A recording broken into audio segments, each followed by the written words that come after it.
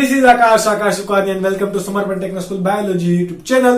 તમે જોઈ રહ્યા હતા ચેપ્ટર નંબર 5 સપુષ્પી વનસ્પતિઓની બાહ્યકાર રચનાઓ. તમે લેક્ચર 1 અને 2 જોયો. આજે ભણીશું લેક્ચર નંબર 3. અત્યાર સુધી આપણે મૂળ વિશે વાત કરી. વનસ્પતિનો એક અવિભાજ્ય અંગ આપણે એવું કહી શકાય કે મૂળ આપણે ભણી લીધું. ત્યારબાદ આજના લેક્ચરની અંદર આપણે સમગ્ર પ્રકાંડની વાત કરીશું. Okay, without wasting time let's begin the lecture. પ્રકાંડ અને તેના ભાગો સમજાવો.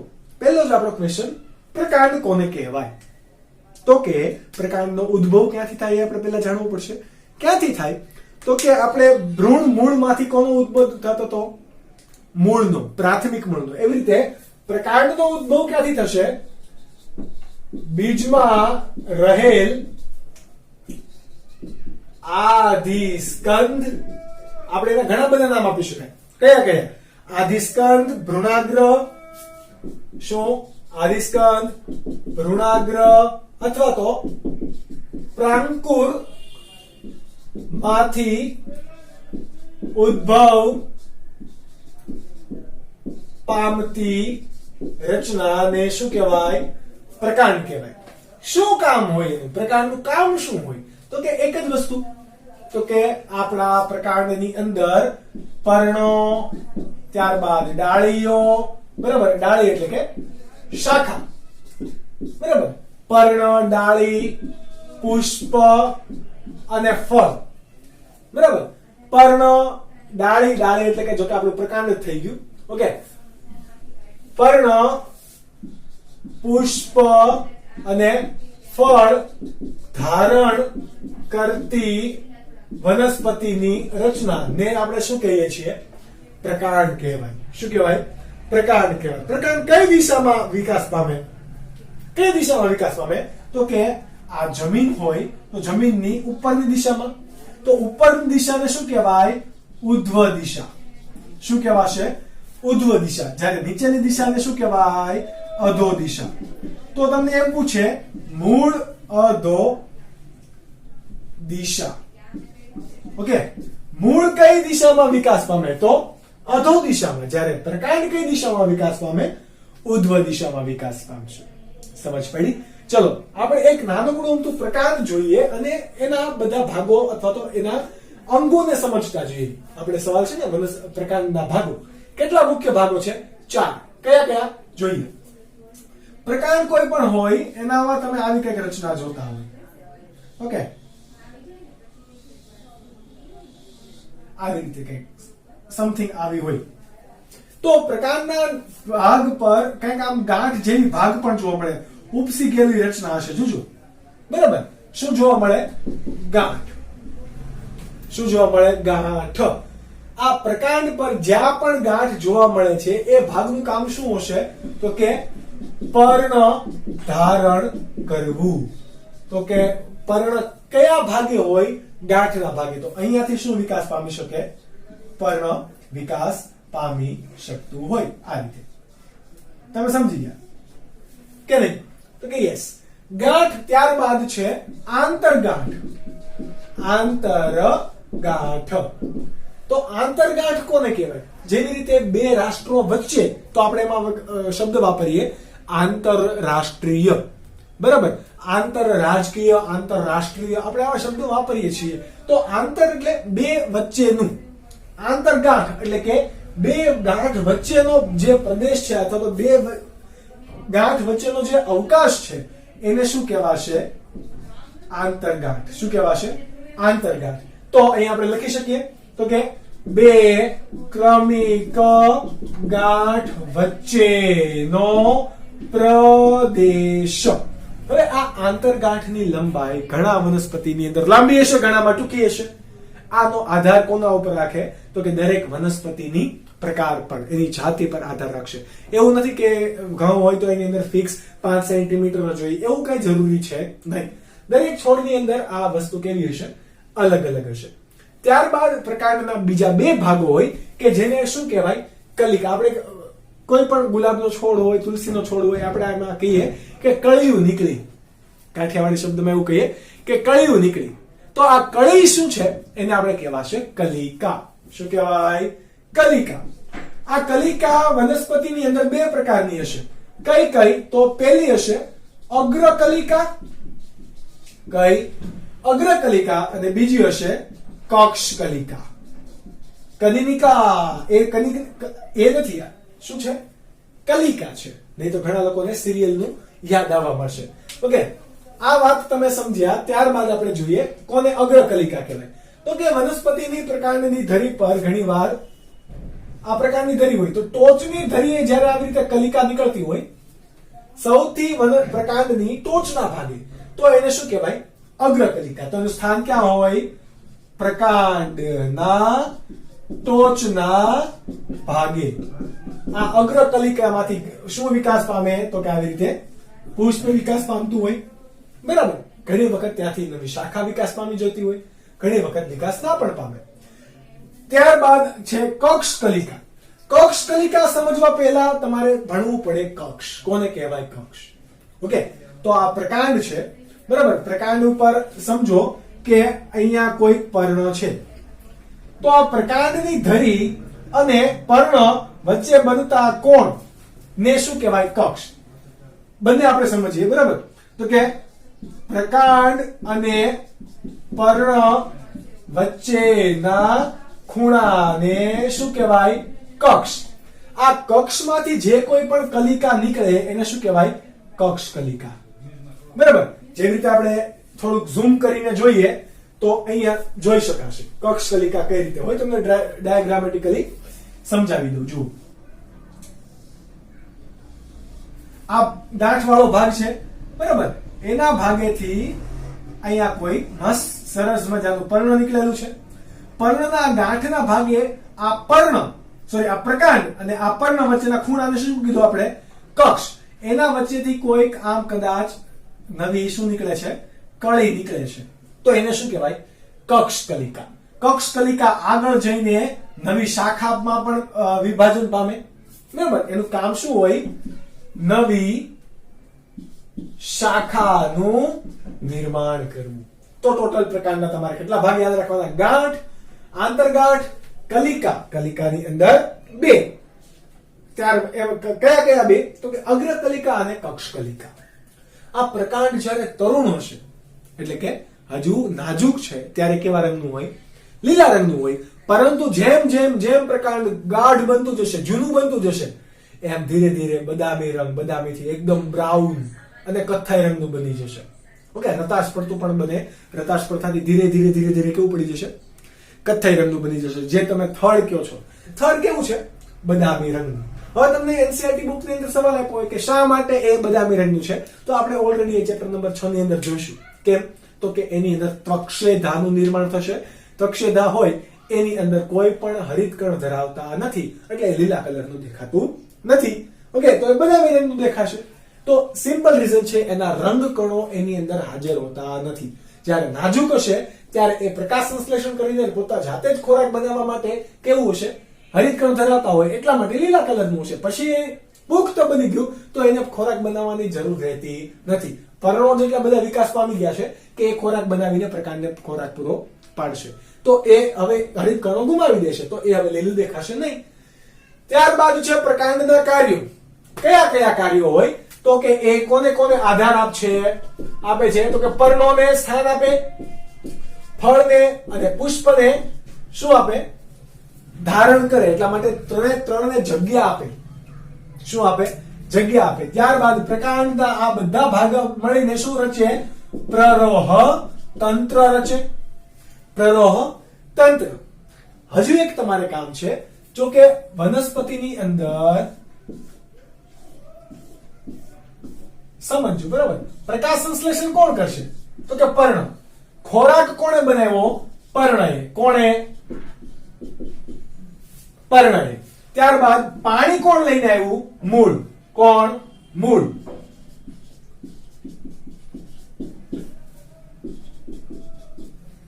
હવે પ્રકાંડ, બરાબર, મૂળને ખોરાક જોતો છે, તો ખોરાક ક્યાંથી જશે? પ્રકાંડના ભાગેથી.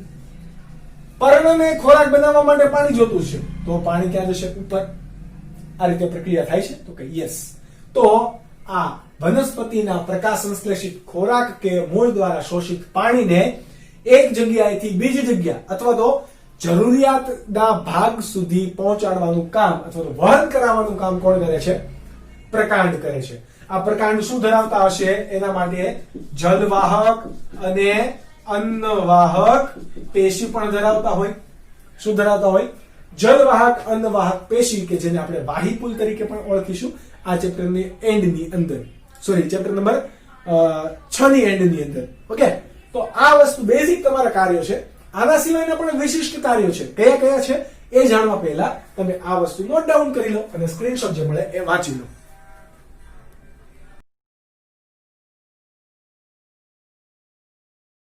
ત્યારબાદનો ટોપિક છે, જે રીતે વનસ્પતિમાં આપણે મૂળના વિશિષ્ટ રૂપાંતરણો ભણ્યા એવી રીતે પ્રકાંડના પણ વિશિષ્ટ રૂપાંતરણો છે, પર્ણના પણ છે.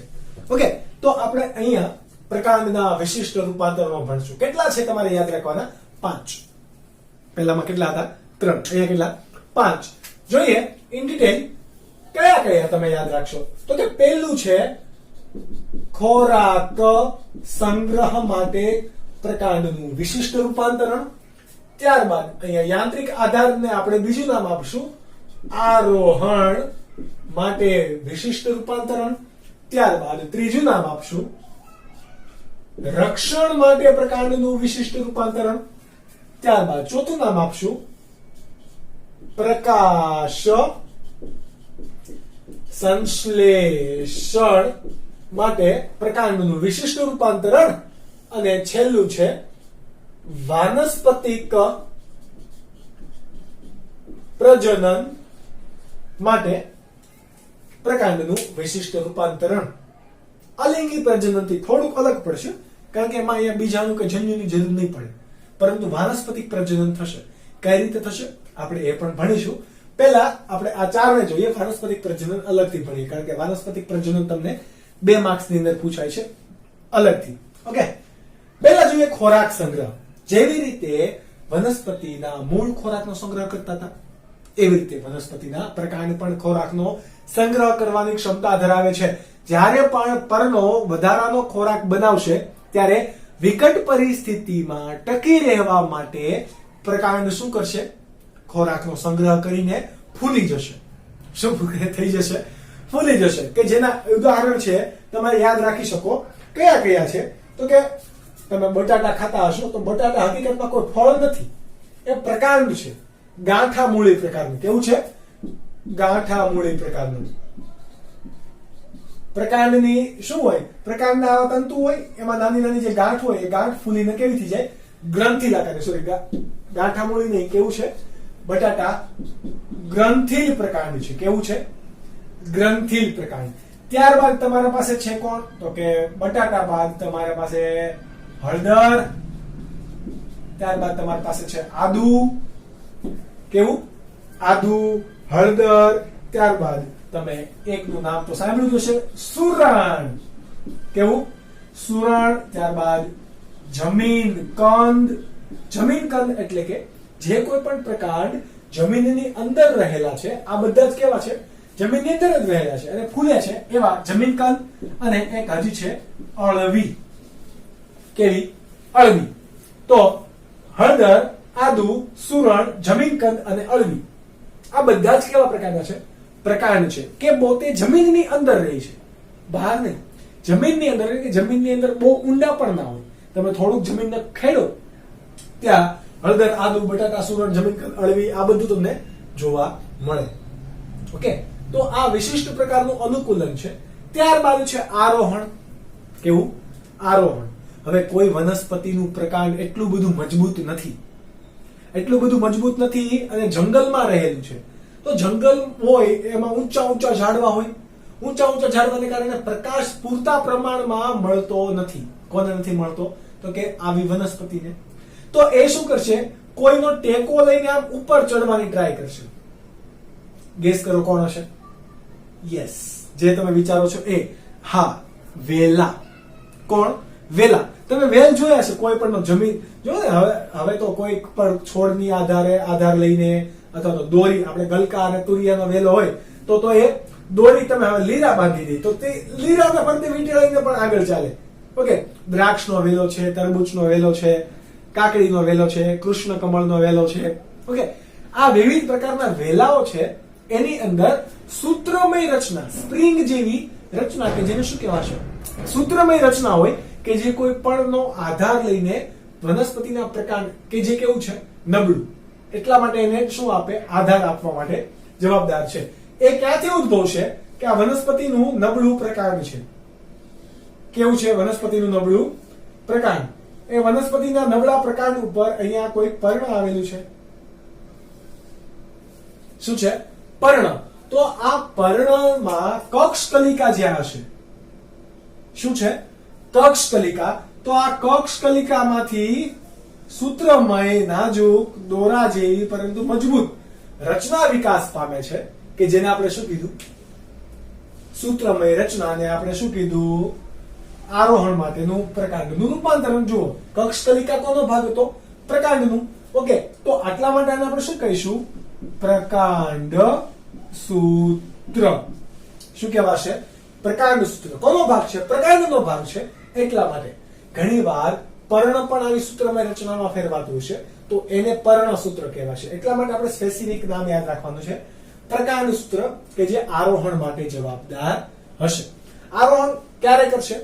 તો કે પ્રકાશ, આ વનસ્પતિનું પ્રકાંડ નબળું છે તો આમ ટટ્ટાર થોડું ઊભું રહી શકે? તો કે નહીં. તો આ સ્પ્રિંગ જેવો ભાગ છે એ કોઈ પણ વનસ્પતિ સાથે શું થાય?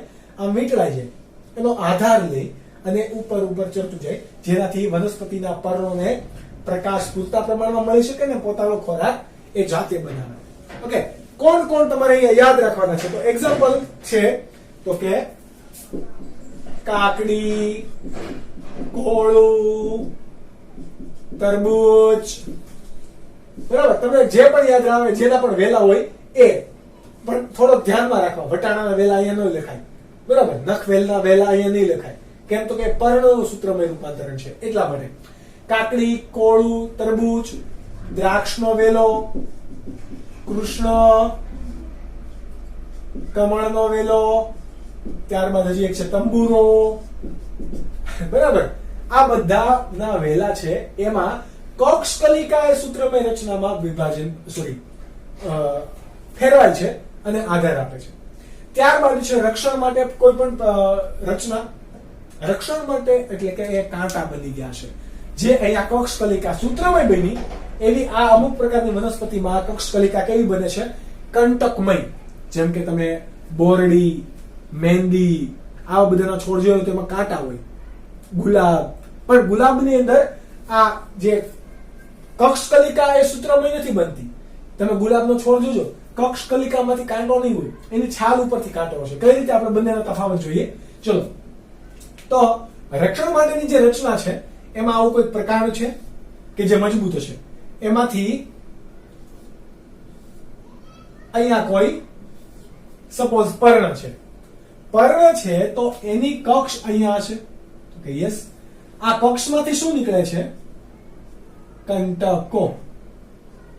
શું નીકળે છે? કંટકો. પ્રકાંડ છે, કક્ષકલિકા કોનો ભાગ? પ્રકાંડ, એમાંથી કંટક નીકળે છે. એટલા માટે આને નામ શું અપાશે? પ્રકાંડ કંટક.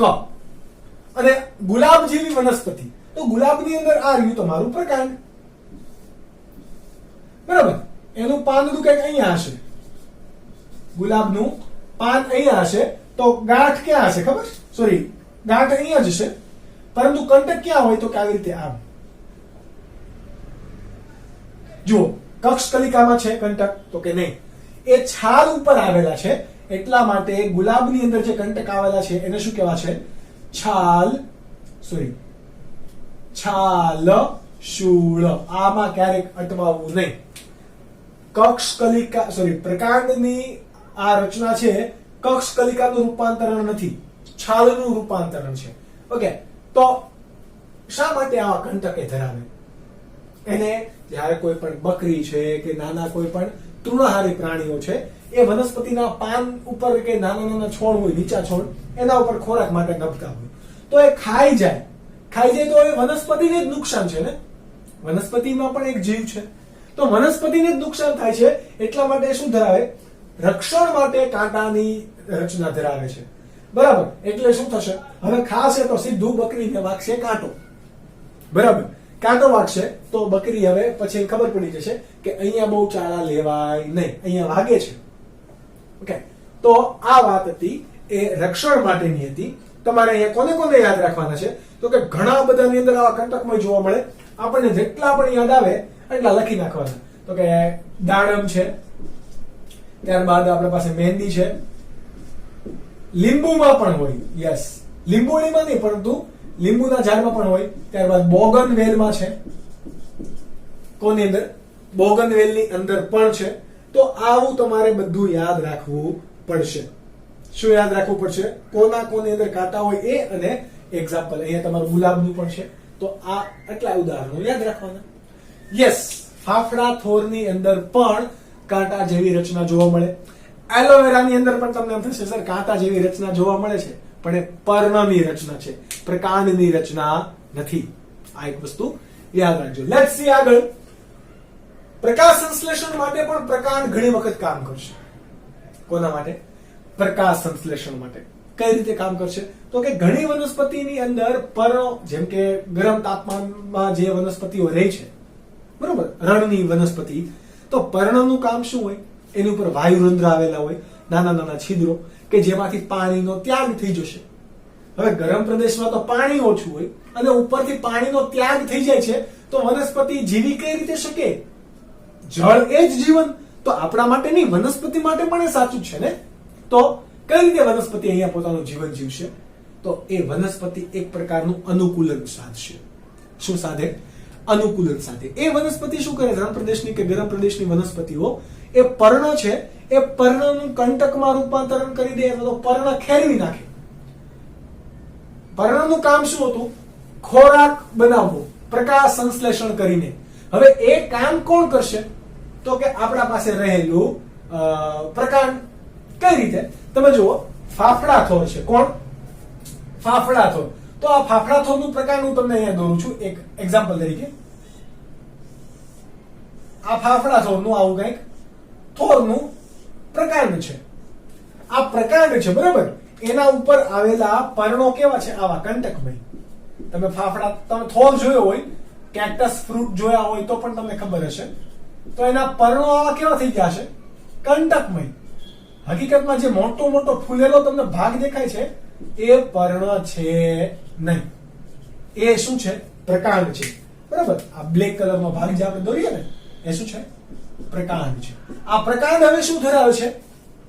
તો કે પ્રકાંડ તમારા હરિતકણ ધરાવશે, એટલે કે વનસ્પતિના હરિતકણ કે જે પર્ણમાં હોવા જોઈએ, બરાબર. પણ અહીંયા પર્ણ કેવા થઈ ગયા? કંટકમય થઈ ગયા. કંટકમય થઈ ગયા એટલે અહીંયા બે કામ કરશે. એક તો રક્ષણનું પણ કરશે, તો કે યસ. બીજું તો કે એકદમ શુષ્ક રીતે છે, તો વધારે વિસ્તાર એને મળ્યો નહીં, બરાબર. મોટું સપાટી મળી નહીં, તો પાણીનો વ્યય પણ થશે નહીં. પણ ખોરાક સંશ્લેષણ પણ પર્ણ નહીં કરે. કેમ? તો કે એના માટે તો પર્ણનો થોડોક વિસ્તાર વધારે હોવો જોઈએ ને. તો અહીંયા કોણ કરશે? હરિતકણ કોને આપી દીધા? પ્રકાંડને. એટલે એનું પ્રકાંડ કેવું છે? લીલું. પ્રકાશની હાજરીમાં પ્રકાશ સંશ્લેષણ હવે કોણ કરશે? પ્રકાંડ. અને ખોરાક બનાવીને જીવશે. તો એક ઉદાહરણ થઈ ગયું તમારું. કોણ? ફાફડા થોર. કોઈ પણ થોરની વનસ્પતિ તમે લઈ લો. ત્યારબાદ બીજું છે યુફોર્બિયા. યુફોર્બિયા કેવું હોય ખબર છે? આવી રીતે આમ તમે આવું જોયું પણ હશે. આવી મોટી ધરી હોય, ત્યારબાદ આવી રીતે કંઈક નીકળેલું હોય. તમે ઘણા મૂવીઝની અંદર, ઘણા બાગ બગીચાની અંદર પણ આ જોયું હશે. અત્યારે ઘણી જગ્યાએ આવી રીતે સંગ્રહ કરવામાં આવેલું હોય. તો આ પણ એક પ્રકારનું શું છે? એનું પ્રકાંડ છે. એ પર્ણ છે નહીં. લીલા કલરનું છે એ પર્ણ છે નહીં. માસલ, ફૂલેલું, ભરાવદાર હશે એ પ્રકાંડ હોય. જ્યારે પર્ણ તો કેવું હોય? બિચારું કાગળ જેવું, પતલું પતલું. ઓકે, તો આ વાત કોની થઈ ગઈ? પ્રકાશ સંશ્લેષી પ્રકાંડની. આ પર્ણને શું કહેવાશે? પ્રકાશ સંશ્લેષી પ્રકાંડ. ઓકે, આ ચાર તમારે અત્યારે યાદ રાખવાના છે. હવે આપણે જોઈશું વાનસ્પતિક પ્રજનન. તમે આ વસ્તુ નોટ ડાઉન કરી લો, અથવા તો જો તમારે ડાયાગ્રામ્સ દોરવા હોય તો તમે ડ્રો કરી શકો છો. તમને એમ પૂછે કે પ્રકાશ સંશ્લેષણનું અનુકૂલન ધરાવવા માટે પ્રકાંડ એ અનુકૂલ, બરાબર, રૂપાંતરણ દર્શાવે છે. શા માટે? તો જવાબ આવશે બાષ્પોત્સર્જન અટકાવવા માટે, એટલે કે પાણીનો વ્યય અટકાવવા માટે એ પર્ણ ખેરવી નાખે છે અથવા તો પર્ણનું કંટકમાં રૂપાંતરણ કરી દે છે. પરંતુ હવે જરૂરિયાત કોની બનશે? ખોરાકની. તો ખોરાક બનાવવા માટે એ શું ધરાવે છે? હરિતકણ ધરાવે. એટલા માટે તો મુખ્ય અહીંયા કયું છે કારણ? બાષ્પોત્સર્જન અટકાવવા માટેનું પણ અનુકૂલન તમને કહે તો પણ આનું આ જ થશે. ઓકે, હવે આપણે જોઈશું વાનસ્પતિક પ્રજનન. આ ચાર બાદ કયું? વાનસ્પતિક પ્રજનન. કોને કહેવાય વાનસ્પતિક પ્રજનન? તો આપણે હમણાં વાત કરી હતી કે કાઇન્ડ ઓફ કેવું હોય, અને આપણે ચેપ્ટર 2 ની અંદર પણ વાત કરી લીધી, 2 અને 3 ની અંદર, કે વાનસ્પતિક પ્રજનન કરવું એટલે કે અલિંગી પ્રજનન જેવું જ, પરંતુ અલિંગી પ્રજનનની અંદર બીજાણુનું નિર્માણ થતું હોય. અહીંયા બીજાણુનું નિર્માણ ક્યાંય પણ થશે નહીં. બીજાણુનું નિર્માણ ક્યાંય પણ થશે નહીં. તો બીજાણુ વિના વનસ્પતિમાંથી કોઈ નવી વનસ્પતિ બની જાય તો એને શું કહેવાય? વાનસ્પતિક પ્રજનન. તમને હું આ એનસીઆરટી પ્રમાણે પણ ભણાવું અને હું મારી રીતે પણ ભણાવું, એટલે તમને બે રીતે તમે જ્યારે ખબર પડશે તો વધારે મજા આવશે ને. બહુ ઇન્ટરેસ્ટિંગ ટોપિક છે. આમાંથી બહુ બધું તમારે 12મા ધોરણના એન્ડિંગ સુધી યાદ રાખવાનું છે આ ટોપિકમાંથી. ઓકે, કઈ રીતે? ચલો લેટ્સ સી. ઘણી ઘાસ જેવી વનસ્પતિ હોય, ઘાસ જેમ કે અબૂટી છે, બરાબર, ઘાસ કે સ્ટ્રોબેરી જેવી વનસ્પતિની અંદર પ્રકાંડનો કેટલોક ભાગ કે જેને આપણે નિકેત કહેવાશે, પ્રકાંડનો થોડોક ભાગ, એને શું કહેવાશે? નિકેત. એ વિસ્તરણ કે ફેલાવો પામીને અલગ જગ્યાએ જશે. તમને આવું ચોપડીમાં આપેલું છે, બરાબર, કે જોજો હું તમને બંને અલગ અલગ હમણાં 4 પ્રકારની અંદર ડિવાઈડ કરી દઉં. ઘાસ કે સ્ટ્રોબેરી જેવી વનસ્પતિમાં પ્રકાંડના નિકેતો એટલે કે પ્રકાંડના ભાગો વિસ્તરણ પામી જ્યારે મૂળ દેહ એ કેવો થાય? નાશ પામી જાય ત્યારે એ નવા સજીવ તરીકે વિકાસ પામે. વિસ્તરણ પામી નવા સજીવ તરીકે વિકાસ પામે. આઈ નો કે ચોપડીની અંદર થોડું તમને અટપટું અને અઘરી ભાષામાં આપેલું છે, તો તમારે એ બેઠું યાદ રાખવું એ જરૂરી નથી, પરંતુ તમારે કોન્સેપ્ટ યાદ રાખવો એ જરૂરી છે. હું તમને અહીંયા સમજાવું કે કઈ રીતે આ પ્રક્રિયા થતી છે. ઓકે, આ જમીન છે. જમીનને આપણે બ્લુ વડે દર્શાવીએ. Let's see. ઓકે, જોજો હમણાં આપણે 4 પ્રકારને સમજવા છે ને, બધા જ અહીંયા આટલામાં સમજાઈ જશે. થોડુંક નીચે ડ્રો કરી દઈએ એટલે વધારે જામે આપણને. પહેલા આપણે પ્રકાર ભણીએ આ, બરાબર, કે ઘાસ જેવી વનસ્પતિની અંદર. તો આપણે શું દોરી દીધું? ઘાસ. ઘાસ જેવી વનસ્પતિની અંદર પ્રકાંડનો થોડો ભાગ જમીનની અંદર હશે. એ ભાગને શું કહેવાશે? ભૂમિગત પ્રકાંડ. જે પ્રકાંડનો ભાગ ભૂમિમાં હોય એવાને શું કહેવાય? ભૂમિગત પ્રકાંડ. અને અહીંયા એના શું હશે? મૂળ.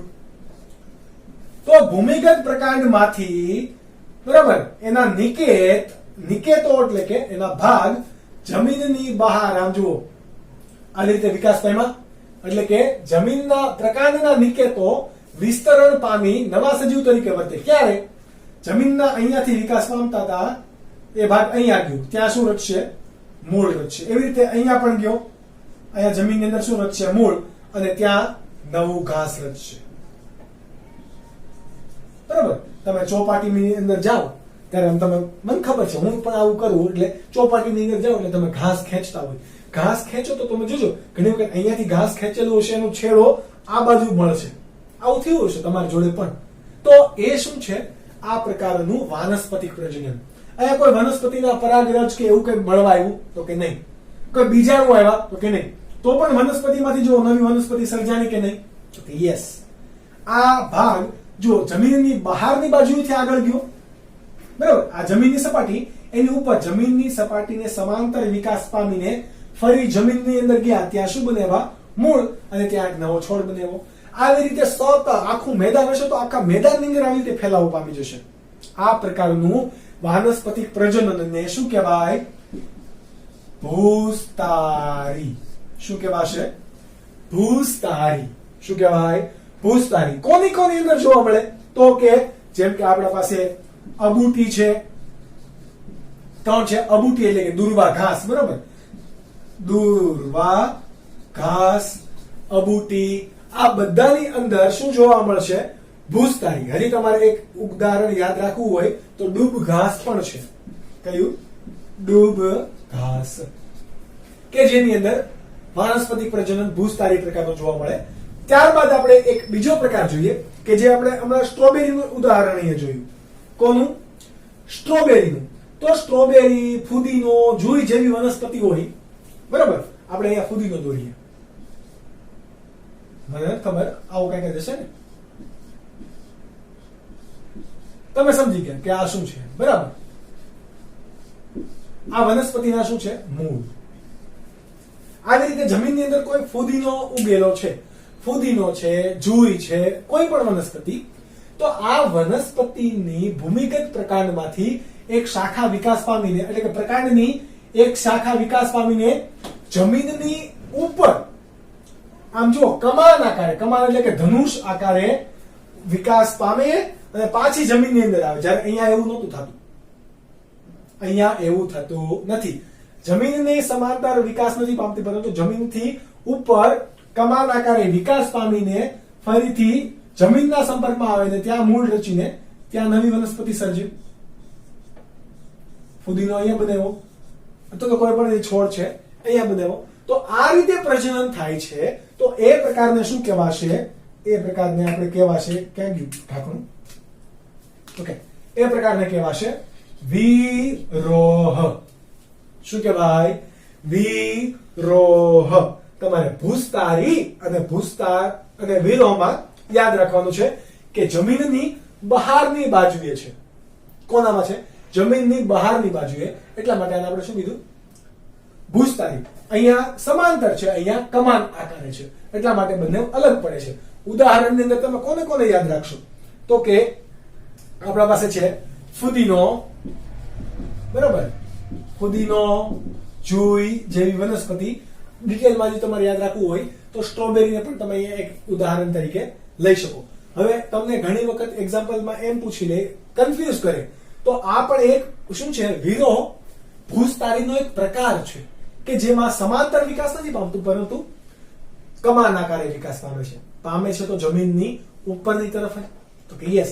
પરંતુ જો જમીનની નીચેની તરફથી વિકાસ પામતું હોય તો એને શું કહેવાય? નીચેની તરફ, એટલે કે અધો ભૂસ્તારી.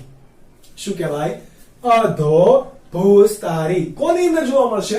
તો કે આપણે ત્રીજો પ્રકાર, તો કે ઉદાહરણ આપણે પહેલા અહીં દર્શાવી દઈએ. કેળા છે, અનાનસ છે અને ગુલદાઉદી. ગુલદાઉદ, બરાબર? ગુલદાઉદી, દાઉદની ઘરવાળી. અનાનસ, કેળા અને ગુલદાઉદી જેવા છોડની અંદર તો કે અહીંયા શું જોવા મળે?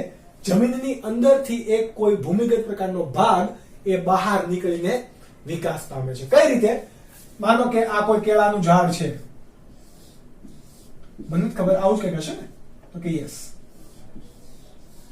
આ કેળાનું ઝાડ છે, એમાં એનો થોડો પ્રકાંડનો ભાગ જમીનની અંદર છે, એના અહીંયા થોડા મૂળ છે. શું છે? મૂળ. તો પ્રકાંડના ભાગે જ્યાં અહીંયા ગાંઠા મૂળી આવેલી હશે, શું આવેલી હશે? ગાંઠા મૂળી. આ ગાંઠા મૂળી એટલે કે ગાંઠવાળો ભાગ, પ્રકાંડ ઉપર ગાંઠવાળો ભાગ હોય તો ત્યાં શું હોય? પર્ણ હોય. તો ત્યાંથી શું વિકસશે? પર્ણ. આ પર્ણ એ જમીનની અંદરથી વિકાસ પામીને આવી રીતે અહીંયા બહાર આવશે અને ત્યાંથી શું બનાવશે? નવો કેળાનો છોડ અને અહીંયા ફરીથી મૂળ. બરાબર? એટલે કે જો વિકાસ ક્યાંથી થયો? જમીનની અંદરની બાજુએ. એટલા માટે આ પ્રકારને શું કહેવાશે? અધો ભૂસ્તારી. શું કીધું? અધો ભૂસ્તારી. તો આને તમારે લખવું હોય તો કઈ રીતે લખી શકાય? કેળા, અનાનસ કે ગુલદાઉદી જેવા છોડની અંદર તમે ડાયાગ્રામ જોતા જાઓ. કેળા, અનાનસ કે ગુલદાઉદી જેવા છોડની અંદર પ્રકાંડના તલ પ્રદેશ અથવા તો ભૂગર્ભીય પ્રકાંડ, એટલે કે આ ભૂમિગત પ્રકાંડમાંથી પાર્શ્વીય શાખાઓ ઉદ્ભવી જમીનની નીચે આડી અને ત્રાસી વિકાસ પામીને જમીનની બહાર આવે અને ત્યાં નવો છોડ બનાવે છે. તો આ પ્રકારે પણ એ શું કરે છે? પ્રજનન કરે, વાનસ્પતિક પ્રજનન કરે. ત્યાં નવો છોડ બનાવી દીધો. ઓકે, તો આને શું કહેવાય? અધોભૂસ્તારી પ્રકારનું વાનસ્પતિક પ્રજનન. પરંતુ આ વિકાસ કોણ પામ્યો હતો? પર્ણ કે નહીં? બરોબર. પર્ણની અંદરથી પ્રાંકુરણ થયું ને, પર્ણનું અંકુરણ થવું, બીજનું અંકુરણ થવું એટલે કે બીજાંકુરણ. પર્ણમાંથી કોઈક નવા છોડનું અંકુરણ થવું એટલે કે પર્ણપ્રાંકુર. ઓકે, તો આ ભૂસ્તારીની અંદર અહીંયા શું જોવા મળે છે? પર્ણપ્રાંકુર. એના પર્ણને શું કહેવાય છે? પર્ણપ્રાંકુર, કે જે વિકાસ પામીને આગળ જાય છે. પ્રકાર કયો? અધોભૂસ્તારી. કોણ વિકાસ પામ્યું? પર્ણપ્રાંકુર. પર્ણપ્રાંકુર ક્યાંથી નિર્માણ પામ્યું? ગાંઠામૂળી. આ ત્રણ વસ્તુઓમાં તમને અટવાડશે ને નીટમાં આવી રીતે અટવાડેલો સવાલ ઓલરેડી પૂછાઈ ગયેલો છે કે કેળાની અંદર જોવા મળતું વાનસ્પતિક પ્રજનન કયા ભાગમાંથી ઉત્પન્ન થશે? તો તમને આપેલું પર્ણપ્રાંકુર, ગાંઠામૂળી, અધોભૂસ્તારી, વિવિધ ભાગો આપેલા હોય તો આવશે કોણ? ગાંઠ. એના ગાંઠમાંથી ઉત્પન્ન થશે એટલા માટે આપણે શું કીધું? ગાંઠામૂળી. આ ત્રણ પ્રકાર થયા. હજી એક તમારે ચોથો પ્રકાર યાદ રાખવાનો છે. એને આપણે ક્યાં દોરશું? તો કે આપણે આ વચ્ચેના ભાગને દૂર કરી દઈએ, રિમૂવ કરી દઈએ. તો અહીંયા આપણે એક હજી પ્રકાર દોરી શકાશે. હવે અહીંયા આપણે જમીન નહીં, અહીંયા પાણી લેવાનું છે. આ શું છે આપણું? તમે આવી રીતે દોરો ને પાણી ચિત્રકામમાં. મારી જેમ ચિત્ર આવડતા ના હોય જાજા, તો આવી રીતે દોરવા પડે પાણી. પાણીની અંદર વસતી વનસ્પતિ એવી કે જેવી કે જળકુંભી. બરાબર. કઈ કઈ વનસ્પતિ? તો કે જળકુંભી છે, ત્યારબાદ જળ શૃંખલા છે, આઇકોર્નિયા ક્રેસિપિસ એને કહેવાય, કે જે તમારે હજુ આગળ નામ આવશે જેનું. જળકુંભી, જળ શૃંખલા જેવી વનસ્પતિઓ કે જે પાણીની સપાટી પર વસે છે. એ વનસ્પતિના મૂળ કેવા છે? અહીંયા પાણીની અંદર આ રીતે લાંબા લાંબા લબડતા હોય. કેના લબડતા હોય? તો કે એ મૂળ એની ઉપર રહેલો હશે ભાગ, એ નાનો અમથો પ્રકાંડ. કોણ? પ્રકાંડ. અને પ્રકાંડની અંદર ગાંઠ વચ્ચે રહેલું અંતર એટલે કે કોણ? આંતરગાંઠ. આંતરગાંઠ કેવી હશે? અહીંયા ટૂંકી. કોણ? આમાં આપણે જે પ્રકાર અત્યારે ભણી રહ્યા છીએ એ ટૂંકી આંતરગાંઠ. આપણે બ્લેક માર્કરથી દર્શાવીએ. ટૂંકી આંતરગાંઠોમાંથી નવી એક શાખા વિકાસ પામે પાણીની અંદર. ક્યાં વિકાસ પામી? પાણીની અંદર. અને આગળ જઈને ત્યાં કોઈ પણ નવી વનસ્પતિ રહે છે. જુઓ, રેચી. ફરીથી એની આંતરગાંઠો કેવી હશે? ટૂંકી. એટલે કે ગાંઠો બધી કેવી હશે? નજીક નજીક. એમાંથી એક નવી શાખા વિકાસ પામીને ફરીથી કોઈક નવો છોડ છે. સમજ પડી ગઈ? તો આ પ્રકારે વાનસ્પતિક પ્રજનન પાણીમાં જોવા મળે છે. ભૂસ્તારી તો કે જમીનની અંદર પાણીમાં જોવા મળે છે, તો એને શું કહેવાશે? ભૂસ્તારિકા. શું કહેવાશે? ભૂસ્તારિકા. કેટલા પ્રકાર આપણે જોયા? ભૂસ્તારી તો કે જમીનની ઉપર સમાંતર. ત્યારબાદ ભૂસ્તારીનો પેટા પ્રકાર વિરોહ. જમીનની ઉપર સમાંતર નહીં પણ કમાન આકારે વિરોહ. ત્યારબાદ પાણીની અંદર તો ભૂસ્તારિકા. અને જમીનની અંદર જમીનની નીચેથી જો જતું હોય તો અધોભૂસ્તારી. આ તમને ચાર આવડતા હોય. જો આમાં એક્ઝામ્પલ તમને આવડી ગયા. અને આ પ્રકાર એટલા માટે ઇમ્પોર્ટન્ટ છે કારણ કે તમને નીટની અંદર આ તમને આમાં એનસીઆરટી બુકની અંદર આ પ્રકારના નામ નથી આપેલા, પરંતુ તમે ત્યાં લખી લેજો ઉદાહરણ સાથે. પ્રકાર લખી લેવા. કેમ? તો કે આ તમને નીટમાં બહુ ઇમ્પોર્ટન્ટ છે. અને નીટમાં ડાયરેક્ટ એમ જ પૂછે છે ભૂસ્તારિકા, અધોભૂસ્તારિકા ને આવું બધું. કેમ? ધોરણ 12 ની અંદર ચેપ્ટર નંબર 1 કે જેમાં છે સજીવોમાં પ્રજનન. તો એ પ્રજનનની અંદર પણ આ ભાગ તમારે ફરીથી રિપીટ થાય છે. તો રિપીટ થયેલો છે એમાં આ બધા નામ આપેલા છે, અત્યારે નથી આપેલા. અત્યારે તમને અટવાડે છે, ત્યાં તમને મસ્ત ક્લિયર કીધું. તો તમે અત્યારથી યાદ રાખો. કોઈ પણ એમસીક્યુ આના રિલેટેડ આવે તો તમને આવડતો હોવો જોઈએ. છે એકદમ સિમ્પલ. તો આ વાત હતી પ્રકાંડના રૂપાંતરણોની અને આખા પ્રકાંડ વિશે. નેક્સ્ટ લેક્ચર નંબર 4 ની અંદર ભણીશું પર્ણ. પર્ણ થોડું મોટું છે તો આપણે એને 2 લેક્ચરની અંદર ડિવાઈડ કરીશું. ત્યારબાદ પુષ્પ, બીજ, ફળ વગેરે વગેરે ભણતા રહીશું. ઓકે, સ્ક્રીનશોટ તમને હવે આનો તમારી સ્ક્રીન પાસે રહેશે. તમે વાંચો, મહેનત કરો. ઉદાહરણ થોડા અઘરા છે, ચાર્ટ બનાવીને યાદ કરો તો છેલ્લે સુધી બધા ઉદાહરણ યાદ રહેશે. અને ડેઈલી ચાર્ટમાંથી આ ઉદાહરણોને રિવાઇઝ કરો. ડેઈલી તમે આને જુઓ તો યાદ રહી જશે. અને એક વખત યાદ રહી જશે, આ ચેપ્ટર એકદમ ઈઝી છે, સૌથી ઈઝી. ઓકે, તો મળીશું. આશા રાખીએ કે તમે વાંચશો, મહેનત કરશો. ફરીથી આપણે મળીશું લેક્ચર નંબર 4 ની અંદર. ત્યાં સુધી bye bye and peace out.